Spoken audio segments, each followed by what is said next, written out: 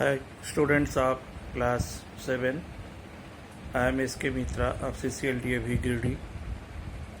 In the last lesson, I discussed few topics from chapter 3 of science, and today we will again discuss some more topics, and today we will start with the topic chemical changes. So students, you listen carefully and observe also very carefully. Now, chemical change क्या होती है? हम लोग class 7 में chemical change पढ़े थे कि chemical changes कई तरह के होते हैं, जैसे कि कुछ चेंजेस स्लो होती है, कुछ फास्ट होती है. सिमिलरली कुछ चेंजेस रिवर्सिबल होती है, कुछ रिवर्सिबल होती है, और साथ ही साथ कुछ फिजिकल चेंजेस और कुछ केमिकल चेंजेस भी होती है. तो आज हम लोग इस तरह के कुछ चेंजेस पढ़ेंगे. तो तुम्हारी बुक में इस एक्टिविटी 2 में एक टेबल दी गई है जिसमें कुछ चेंजेस के बारे में लिखी गई है, और इसमें कहना है कि वेदर इट इज़ फिजिकल और केमिकल, स्लो और फास्ट, और इरिवर्सिबल और रिवर्सिबल. तो पहली एग्जांपल है मेल्टिंग ऑफ आइस. तो आइस का मेल्ट होना, तो it is a physical change, क्योंकि फिर से हम आइस से वाटर से आइस बना सकते हैं. स्लो और फास्ट, तो it is A fast change, तुरंत पिघल जाती है.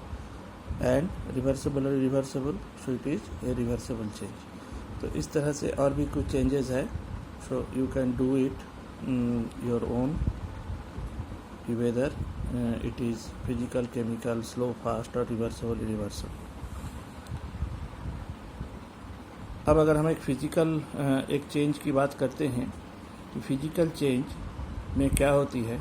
फिज़िकल चेंज जब होती है तो बॉडी की शेप चेंज हो सकती है, कलर चेंज हो सकती है, बॉडी का स्टेट चेंज हो सकती है, सॉलिड से लिक्विड, लिक्विड से गैस, बट कोई न्यू सब्सटेंस नहीं बनती है. Never a new substance is form. लेकिन जब केमिकल चेंज होती है तो always we find a new substance is form. उसकी प्रॉपर्टी डिफरेंट होती है और उससे हम पहले सब्सटेंस को नहीं पा सकते. तो this is the basic difference between physical and chemical change. जैसे हम यही मेल्टिंग ऑफ आइस की बात करते हैं, या आइस को हम मेल्ट करते हैं तो हमें पानी मिलती है, और उस पानी को अगर हम फ्रिज में डाल दें तो फिर से हमें आइस मिल जाएगी. यानी कोई नई चीज़ ये नहीं बनी, सिर्फ वाटर सॉलिड से आइस लिक्विड में कन्वर्ट हुई, उसकी स्टेट चेंज हुई, और उसमें कोई नई सब्सटेंस नहीं बनती है. लेकिन अगर हम एक पेपर को बर्न करते हैं, तो पेपर को बर्न करने के बाद we get ash, black ash and with some smoke, और उस पेपर को बर्न कर देने के बाद जो ऐश मिलती है हमें, that is a new substance, और उस ऐश से हम फिर से पेपर नहीं पा सकते. तो this is a chemical change. अब हम लोग पढ़ेंगे केमिकल इक्वेशन. अच्छा, उससे पहले हम लोग केमिकल रिएक्शन जानेंगे. केमिकल रिएक्शन क्या होती है? कि जब भी कोई चेंज होती है, स्पेशली एक केमिकल चेंज, तो उस चेंज को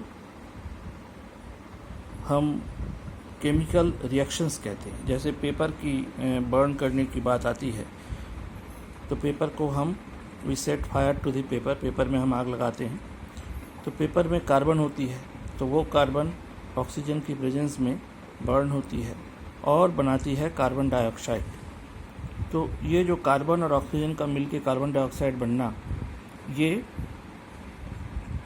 एक रिएक्शन कहलाती है. तो whenever a chemical change takes place, then a chemical reaction takes place. तो केमिकल रिएक्शन वो प्रोसेस है जिससे एक केमिकल चेंज कंप्लीट होती है. नाउ, एक केमिकल रिएक्शन में 2 पार्ट होती है. सो लेट अस सी. जब भी हम केमिकल रिएक्शन की बात करते हैं,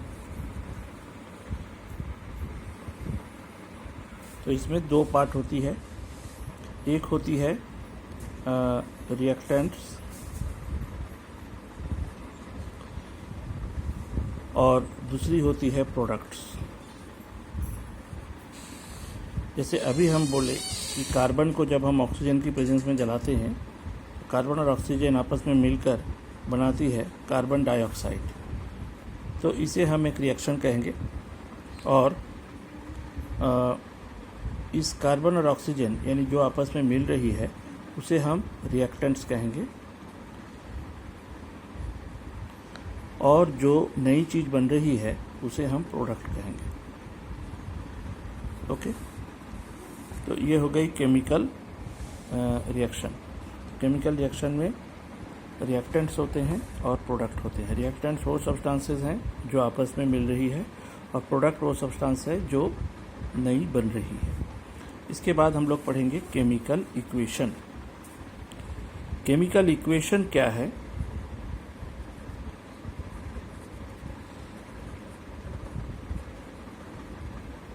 कि जब भी कोई केमिकल रिएक्शन होती है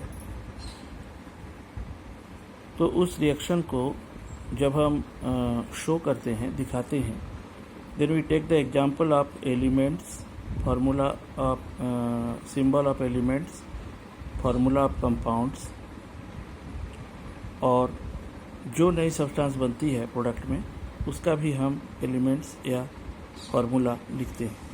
तो जब हम केमिकल सिंबल्स या फार्मूला का इस्तेमाल करके उसकी मदद से किसी केमिकल रिएक्शन को शो करते हैं, रिप्रेजेंट करते हैं, तो उसे हम केमिकल इक्वेशन कहते हैं।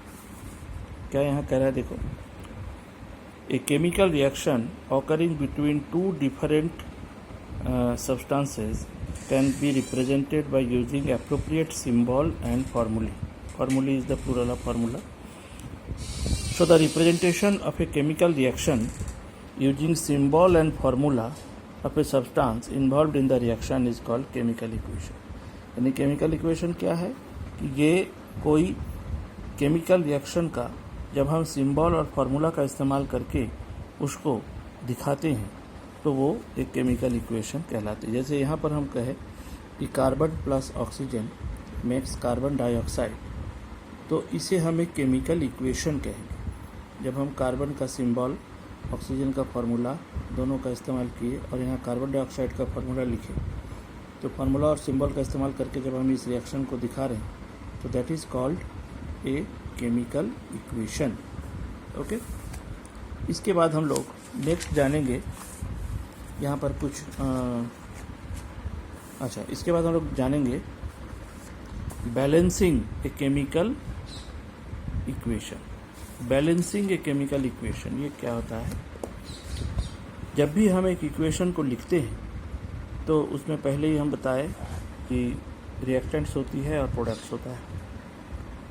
तो जब भी एक रिएक्शन को, इक्वेशन को हम लिखेंगे तो इक्वेशन का ये नियम है कि जो जो एलिमेंट्स उस रिएक्शन में भाग ली है, उस इक्वेशन में जो जो एलिमेंट्स को हम दिखाए हैं, उन एलिमेंट्स के नंबर ऑफ एटम्स दोनों साइड में यानी रिएक्टेंट्स में और प्रोडक्ट में इक्वल होना चाहिए। जैसे यहाँ हाइड्रोजन है और ऑक्सीजन है, इधर भी हाइड्रोजन है और ऑक्सीजन है। तो नियम यह है कि जितने हाइड्रोजन के एटम्स लेफ्ट साइड में हैं उतने ही हाइड्रोजन के एटम राइट साइड में होने चाहिए। जितने नंबर ऑफ एटम्स ऑक्सीजन के लेफ्ट साइड में हैं उतना ही ऑक्सीजन के एटम्स राइट साइड में होना चाहिए। तो here we can see hydrogen has how many atoms? 2 atoms. Oxygen कितने हैं? 2 है। और वाटर जब बनती है तो हाइड्रोजन कितनी बनी? 2, यानी हाइड्रोजन इधर भी 2 है, इधर भी 2 है। लेकिन ऑक्सीजन कितनी बनी? 1, यानी ऑक्सीजन के नंबर ऑफ एटम्स इक्वल नहीं है। इस केस में हम इस इक्वेशन को कहेंगे इट इज़ नॉट बैलेंस्ड। तब हमें इक्वेशन जब भी लिखना है तो हमें उसको बैलेंस करके लिखना है। तो कैसे हम इक्वेशन को बैलेंस करते हैं? तो हम इक्वेशन को बैलेंस करते समय फार्मूला में कोई चेंज नहीं कर सकते। जैसे हम यहाँ पर O के नीचे 2 नहीं लिख सकते, क्योंकि O के नीचे अगर हम 2 लिख देंगे तो ये बन जाएगी H2O2, जो कि एक दूसरी सब्सटेंस बन जाएगी। जो कि यहाँ बन नहीं रही है, यहाँ तो H2O बन रही है यानी वाटर। तब हम कैसे बैलेंस करेंगे? तो हमें बैलेंस करने के लिए रिएक्टेंट या प्रोडक्ट साइड जहाँ पर ज़रूरत होगी हम एक नंबर से जिसको ज़रूरत होगी उसे मल्टीप्लाई करेंगे। We will use a number. जैसे हम यहाँ पर इसको बैलेंस करके तुम्हें दिखाते हैं। जैसे हमारा फार्मूला था, रिएक्शन था H2 + O2 it forms H2O। अब हम हाइड्रोजन दोनों तरफ इक्वल है, ऑक्सीजन इधर 2 है, इधर 1 है।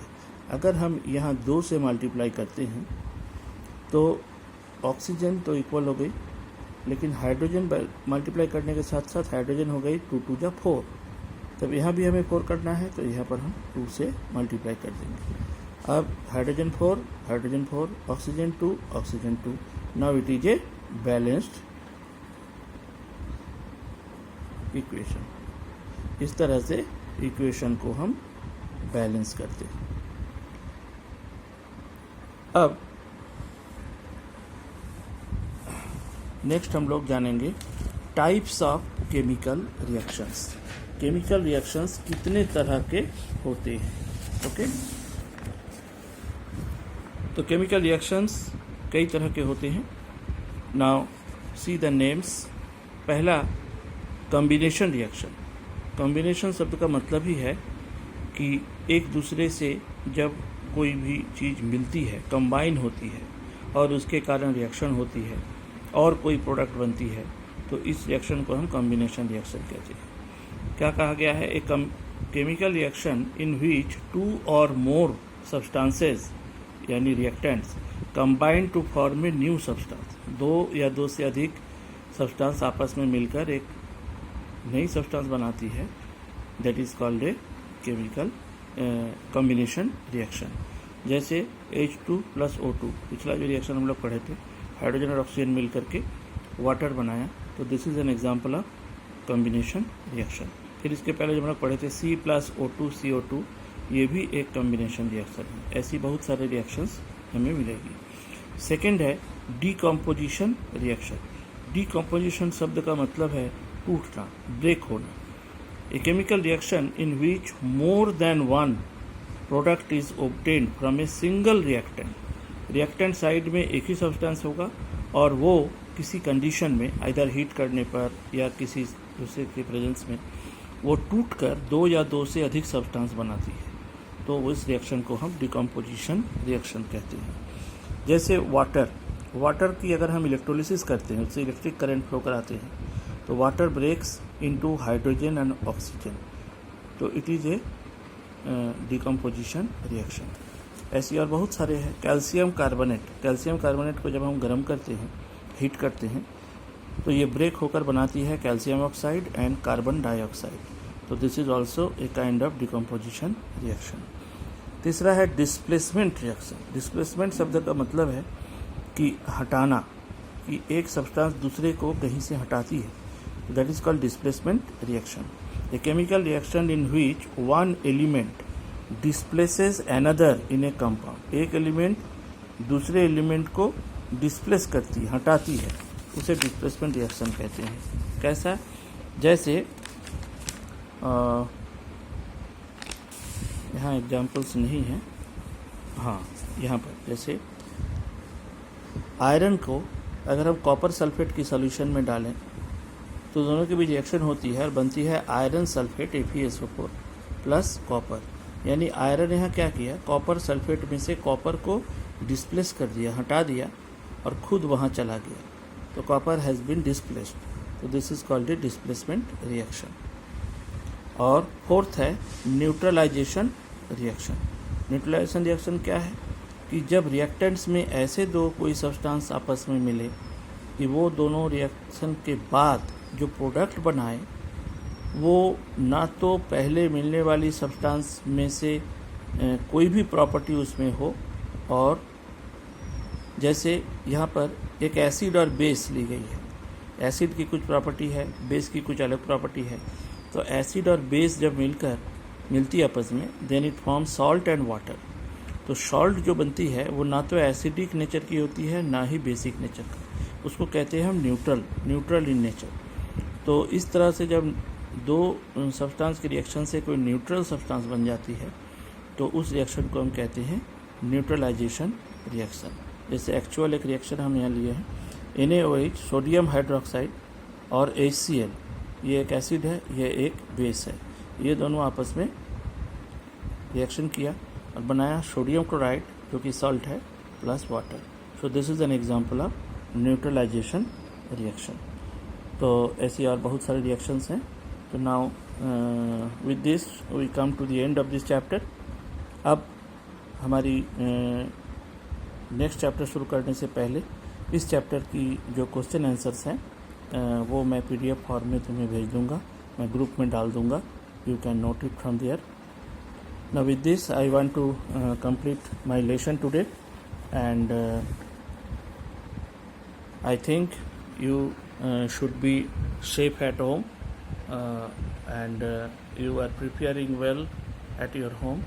So bye students.